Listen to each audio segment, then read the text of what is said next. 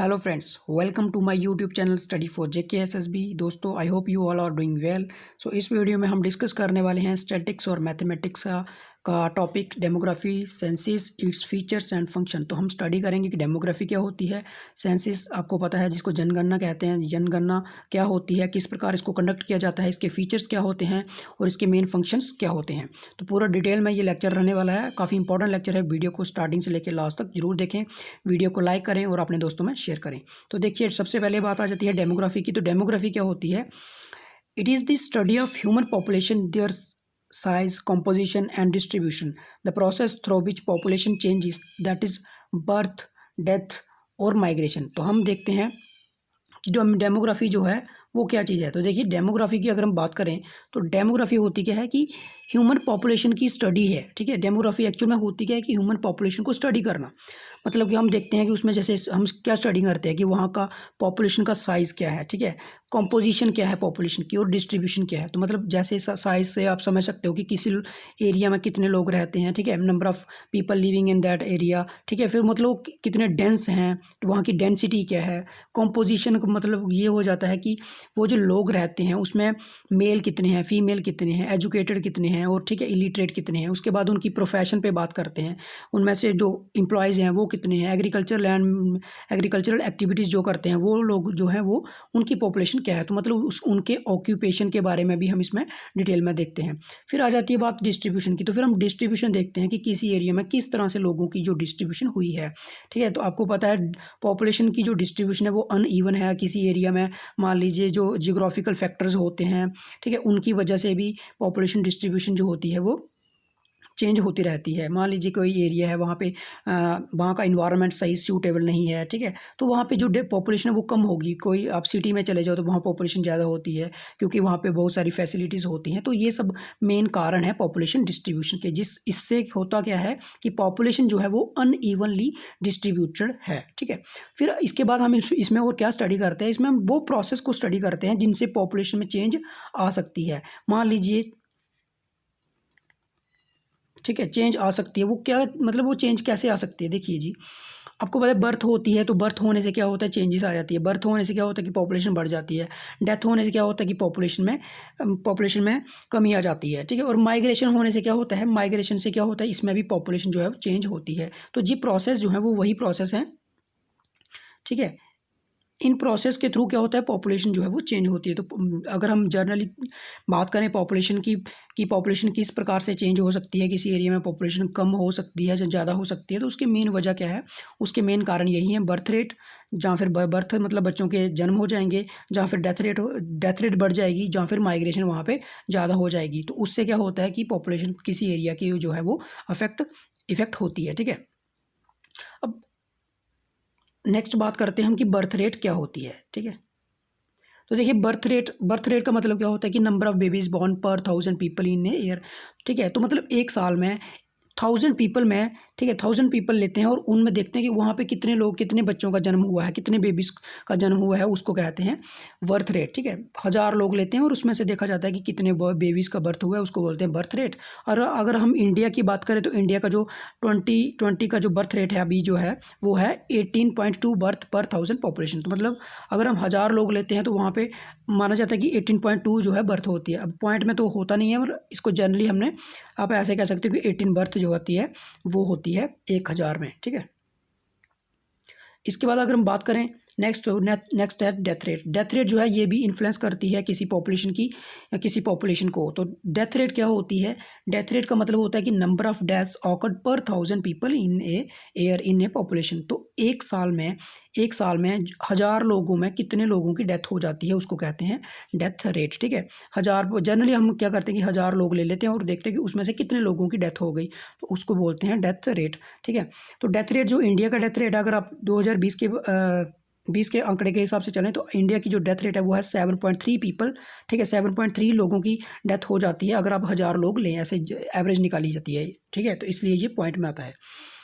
तो नेक्स्ट बात करते हैं माइग्रेशन की। तो अगर आपको पता है पॉपुलेशन चेंज के मैंने 2 फैक्टर बता दिए हैं। ये पहला आ गया बर्थ रेट, दूसरा आ गया डेथ रेट, और थर्ड हमारा जो आता है वो है माइग्रेशन। माइग्रेशन क्या होता है कि movement of people from one place to another, ठीक है। जब लोग एक जगह से किसी ए जगह से किसी बी जगह में शिफ्ट हो जाते हैं तो उसको कहते हैं माइग्रेशन, ठीक है।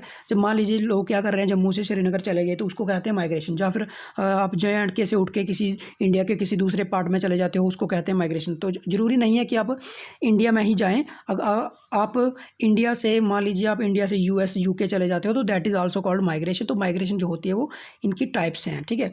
तो माइग्रेशन होती क्या है कि जब लोग एक जगह से उठ के दूसरी जगह चले जाते हैं, परमानेंट वहाँ पे सेटल हो जाते हैं, तो उसको कहते हैं माइग्रेशन, ठीक है। तो इससे क्या होता है, पॉपुलेशन, इससे भी पॉपुलेशन जो है उसमें चेंजेस आ जाती हैं।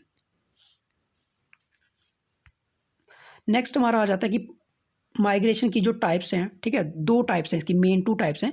आप इनको समझे ज़रा, इंपॉर्टेंट है ये, ठीक है। तो पहले आता है इमिग्रेशन, फिर आता है एमिग्रेशन। तो इनमें डिफरेंस क्या है ये समझना है आपको, वो काफ़ी इंपॉर्टेंट है ये, ठीक है। इमिग्रेशन क्या होती है कि moving into new country, moving into new country, मतलब किसी नई कंट्री में आ जाना, उसको कहते हैं इमिग्रेशन। और एमिग्रेशन क्या होता है कि अपनी कंट्री छोड़ के कहीं और सेटल हो जाना। इसको आप ऐसे समझोगे तो कन्फ्यूजन होगा, इसको आप एग्जाम्पल से समझें, ठीक है। आप इसमें एक छोटी सी एग्जाम्पल ले लीजिए। मान लीजिए एक लड़का है, ठीक है, जिसका नाम है आर, रख लेते हैं, ठीक है। आर क्या करता है, इंडिया छोड़ के चला जाता है US में, ठीक है। इंडिया छोड़ के चला जाता है US में। जब वो इंडिया छोड़ रहा है तो वो क्या है, एमिग्रेंट है। एमिग्रेंट कौन होता है, जो अपनी कंट्री को लीव आउट कर रहा है, ठीक है। और जिस कंट्री में वो जा रहा है, जिस कंट्री में वो एंट्री ले रहा है, उस कंट्री के लिए वो क्या बन जाएगा, इमिग्रेंट, ठीक है। इमिग्रेंट आई वाला, ठीक है। तो इसको आप ऐसे भी समझ सकते हो, जहाँ फिर इसको समझने का एक तो और तरीका है। अगर आप देखो यहाँ पे आई है, यहाँ पे क्या है, ई मतलब आप ई से समझ सकते हो एग्जिट, ठीक है। ई से समझ सकते हो एग्जिट, मतलब अपनी कंट्री से एग्जिट लेके किसी और कंट्री में चले जाना। तो और ई आई से समझ सकते हो आप इन मतलब किसी और कंट्री में इन हो जाना मतलब उस कंट्री में आ जाना, उस कंट्री में सेटल हो जाना, उसको बोलते हैं इमिग्रेशन। तो एक पर्सन जो है वो मतलब he can be immigrant and immigrant, ठीक है, दोनों हो सकता है वो एक ही टाइम पे। तो वो जिस कंट्री को वो छोड़ के जा रहा है वहाँ, उसके लिए वो इमिग्रेंट है, और जिस कंट्री में आ रहा है उसके लिए वो इमिग्रेंट है, ठीक है।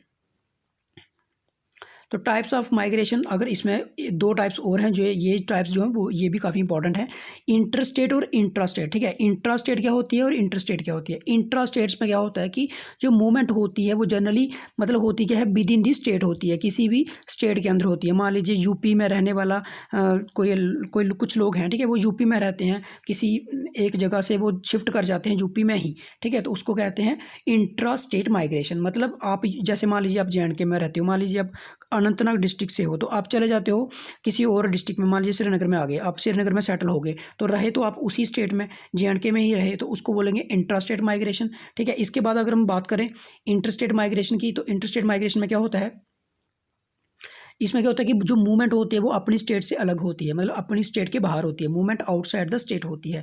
फॉर एग्जांपल आप यूपी से बिहार चले जाते हो, ठीक है, यूपी से बिहार चले जाते हो, या फिर आप जम्मू से चले जाते हो, JNK से चले जाते हो, पंजाब में शिफ्ट हो जाते हो, तो that is inter state migration. Inter state migration में क्या होता है कि हम इंटर स्टेट मतलब हम स्टेट क्रॉस कर जाते हैं, और इंट्रा स्टेट में क्या होता है कि हम अपनी ही स्टेट में, विद इन स्टेट में ही रहते हैं। तो अगर हम बात करें इंट्रा स्टेट माइग्रेशन की, तो इंट्रा स्टेट माइग्रेशन जो होती है वो हाईएस्ट कहाँ पे है, महाराष्ट्र में। महाराष्ट्र में इंट्रा स्टेट जो है वो हाईएस्ट है। अगर हम इंटर स्टेट की बात करें तो वो है यूपी और बिहार में। यूपी और बिहार के लोग ज़्यादातर शिफ्ट होते रहते हैं इंडिया के डिफरेंट पार्ट्स में। तो नेक्स्ट हमारा पॉइंट है सेंसिस, ठीक है। अभी हमने स्टडी किया, अभी हमें पूरा स्टडी किया डेमोग्राफी के बारे में। डेमोग्राफी क्या होती है, किस प्रकार से डेमोग्राफी चेंजेस होती है, माइग्रेशन क्या होती है, माइग्रेशन के हमने टाइप्स जो है वो भी हमने डिस्कस करी हैं। तो अब हम बात करते हैं कि सेंसिस होती क्या है। तो सेंसिस का मतलब जो है बेसिक मतलब यही है कि काउंटिंग, ठीक है, काउंटिंग ऑफ पीपल, मतलब लोगों को गिनना, जनगणना मतलब जन होता है जन, लोग, और गणना मतलब उनकी गिनती, लोगों की गिनती को कहते हैं हम सेंसिस, ठीक है। इसको तो जो किसी एरिया में, किसी कंट्री में, किसी एक स्पेसिफिक यूनिट में कितने लोग रहते हैं, दैट इज का उसको उनकी एन्यूमरेशन को, उन लोगों की एन्यूमरेशन को, उन लोगों की काउंटिंग को हम कहते हैं सेंसिस, ठीक है। तो सबसे पहले भारत की अगर बात करें जाए, इंडिया की, तो सबसे पहले जो सेंसिस हुई थी वो हुई थी 1881 में, 1881 में, और जिसने करवाई थी उनका नाम था लॉर्ड मायो। लॉर्ड मायो ने फर्स्ट टाइम कराई थी ये सेंसिस इंडिया में, ठीक है। तो अगर हम बात करें फ्री इंडिया की, आज़ादी के बाद सबसे पहले जो सेंसिस हुई थी वो हुई थी 1951 में, 1951 में, ठीक है। तो 1951 में जो है फर्स्ट टाइम जो थी वो माइग्रेशन हुई थी। सॉरी फर्स्ट टाइम जो थी सेंसिस हुई थी फ्री इंडिया की 1951 में, ठीक है। तो अगर हम बात करते हैं फीचर्स एंड फंक्शन के बारे में, तो देखिए फीचर और फंक्शन आप यहीं से निकाल लोगे। फीचर्स हमारे पॉपुलेशन के फीचर्स क्या है, इसके सेंसिस के फीचर क्या होते हैं। देखिए पहले नंबर पर आप खुद से आइडिया लगाइए, आइडिया लगा सकते हैं। जैसे फीचर क्या है कि हम क्या कर रहे हैं, हर एक आदमी को एक एक करके उनकी काउंटिंग कर रहे हैं। तो इससे हमें क्या पता चलता है कि किसी एरिया में कितने लोग रह रहे हैं। एक ऑथेंटिक डाटा हमें पता चल जाता है कि किसी एरिया में कितने लोग रह रहे हैं, वहाँ की पॉपुलेशन क्या है, डेंसिटी क्या है, ये सब पता चलता है। फिर अगर हम उसके बाद बात करते हैं, ये प्रोसेस जो होता है वो टाइम कंज्यूमिंग प्रोसेस है, ठीक है। सेंसिस को कंडक्ट कराना it's not an easy task, ठीक है। और ये बहुत ही टाइम कंज्यूमिंग प्रोसेस है, बहुत टाइम लगता है इसको, इस प्रोसेस को कंडक्ट करने में, ठीक है। और फिर कॉस्टली प्रोसेस है, आपको पता है। ये प्राइमरी डाटा कलेक्ट करते हैं, तो ये प्राइमरी डाटा जो होता है वो आपको पता ही है, आपने स्टडी भी किया होगा प्राइमरी और सेकेंडरी में। प्राइमरी में मैंने ये बताया था कि ये जो डाटा होता है वो काफ़ी मतलब कि कॉस्टली होता है इस प्रोसेस में, मतलब काफ़ी एक्सपेंसिस जो है, खर्चे जो हैं वो होते हैं। और अगर हम बात करें सेकेंडरी की, तो सेकेंडरी में इतने ज़्यादा खर्चे नहीं होते हैं, ठीक है। तो ये प्रोसेस जो है, जो सेंसिस है, it is primary data collection, ठीक है। तो ये प्राइमरी प्रोसेस है, प्राइमरी डाटा प्रोसेस है।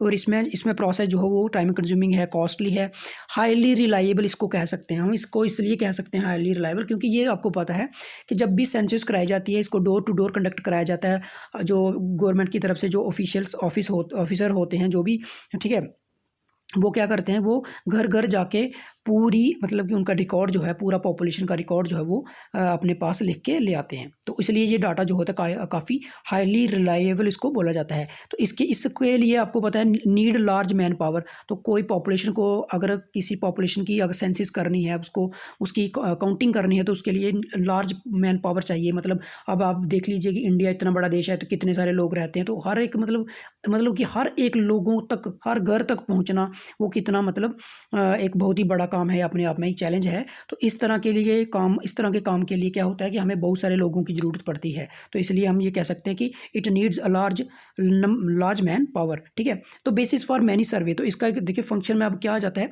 कि बेसिस फॉर मैनी सर्वे। देखिए अब कोई और सर्वे करने हैं, तो उसके लिए भी क्या है, एक बेसिस बन जाता है कि हमने कोई सर्वे कंडक्ट करना है। मान लीजिए आप किसी एरिया में रह रहे हो, तो वहाँ के गवर्नमेंट के पास आपका अगर सेंसिस पड़ा हुआ है, तो वो उसमें देख लेगी कि वहाँ पे कितने लोग, उनका एक आइडिया लग जाता है कि इस एरिया में कितने लोग रह रहे हैं, इसमें मेल कितने हैं, फीमेल कितने हैं। तो उसके हिसाब से वो कोई और सर्वे कंडक्ट कराना चाहे तो वो करा सकते हैं, ठीक है। उसके बाद क्या होता है कि इसमें एक फंक्शन, एक और इंपॉर्टेंट फंक्शन ये है जो मैंने लिखा नहीं है। फंक्शन ये है कि अगर सरकार ने कोई स्कीम जो है वो इम्प्लीमेंट करनी है, तो अगर सरकार को ये पता है कि इस एरिया में कितने लोग रहते हैं, तो वो क्या करेंगे, वो आपका ये जो सेंसिस है इसके हिसाब से, इसके अकॉर्डिंग ही वो क्या कर लेंगे कि अपनी स्कीम को लॉन्च कर सकते हैं। उनको पता चल जाता है कि एक बेसिक रफ आइडिया हो जाता है उनको कि किसी एरिया में कितने लोग रहते हैं और कितने लोगों तक ये स्कीम पहुंचानी है, उसके लिए क्या मैन पावर चाहिए, उसके लिए कितने रिसोर्सेज चाहिए। तो वो सब पता चल जाता है हमारे इसी सेंसिस से। तो सेंसिस जो है मतलब कि ये हम कह सकते हैं कि it is also basis for many other surveys, ठीक है। तो it also helps in launching many others government schemes, ठीक है। तो ये सारा इसके मेन फीचर्स थे, फीचर्स एंड फंक्शन में आ जाता है, ठीक है।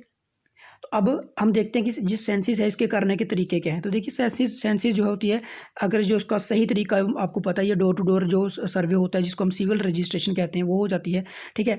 इलेक्ट्रोल रोल होती है, इलेक्ट्रोल रोल होती है कि जैसे ही कोई आदमी 18 साल का होता है, तो वो क्या करता है, अपना वोट बनवा लेता है। तो वोट बनवाने से क्या होता है कि उसका एक नाम जो है, एक डाटा जो है वो गवर्नमेंट के ऑफिस में चला जाता है। उससे भी हमें पता चल जाता है, गवर्नमेंट को ये पता चल जाता है कि किस एरिया में कितने लोग हैं, कितने लोग 18+ है जो वोट डाल सकते हैं। तो फिर आपको पता है जब किसी बच्चे का बर्थ होती है, तो उसमें वो उसका जो बर्थ सर्टिफिकेट है उसकी भी रजिस्ट्रेशन होती है, जिसको हम सिविल रजिस्ट्रेशन में ही आ जाता है वो भी। तो उसको भी हम, उसके थ्रू भी हम जो है सेंसिस का एक आइडिया जो है वो गवर्नमेंट के पास होता है कि किसी एरिया में कितने लोग हैं। तो अदरवाइज़ हम देखें तो एक जो प्रोसेस यही है कि डोर टू डोर जो होता है सर्वे कंडक्ट किया जाता है, जिसको हम रजिस्ट्रेशन प्रोसेस कह सकते हैं। उसके द्वारा भी हम सेंसिस जो है उसको कंडक्ट कर सकते हैं। तो अभी अगर हम बात करें इंडिया की, तो इंडिया में अब नेक्स्ट सेंसिस जो होगी वो होगी अब 2021 में, 2021 में होगी, ठीक है।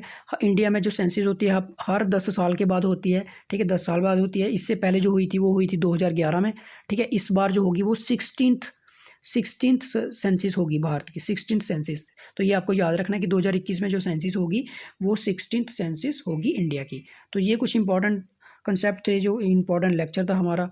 तो उम्मीद करता हूँ आपको हमारा लेक्चर जो है पसंद आया होगा। हमारे साथ जुड़ने के लिए बहुत बहुत शुक्रिया। मिलते हैं नेक्स्ट वीडियो में। थैंक्स।